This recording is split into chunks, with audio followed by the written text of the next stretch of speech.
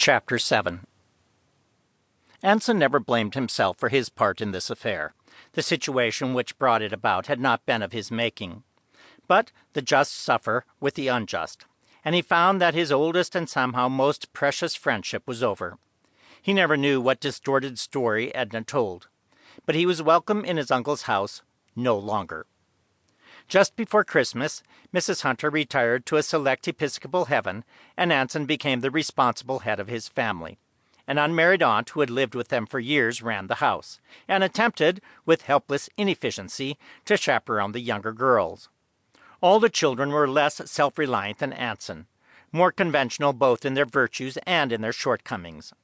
Mrs. Hunter's death had postponed the debut of one daughter and the wedding of another.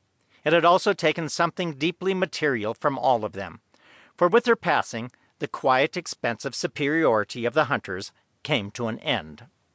For one thing, the estate considerably diminished by 2 inheritance taxes, and soon to be divided among 6 children, was not a notable fortune any more. Anson saw a tendency in his youngest sisters to speak rather respectfully of families that hadn't existed 20 years ago. His own feeling of precedence was not echoed in them. Sometimes they were conventionally snobbish. That was all. For another thing, this was the last summer they would spend on the Connecticut estate. The clamor against it was too loud.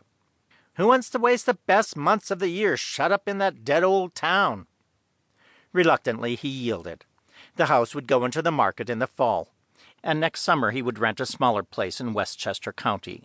It was a step down from the expensive simplicity of his father's idea, and while he sympathized with the revolt, it also annoyed him. During his mother's lifetime he had gone up there at least every other weekend, even in the gayest summers. Yet he himself was part of this change, and his strong instinct for life had turned him in his 20s from the hollow obsequies of that abortive leisure class. He did not see this clearly. He still felt that there was a norm, a standard of society. But there was no norm. It was doubtful if there ever had been a true norm in New York.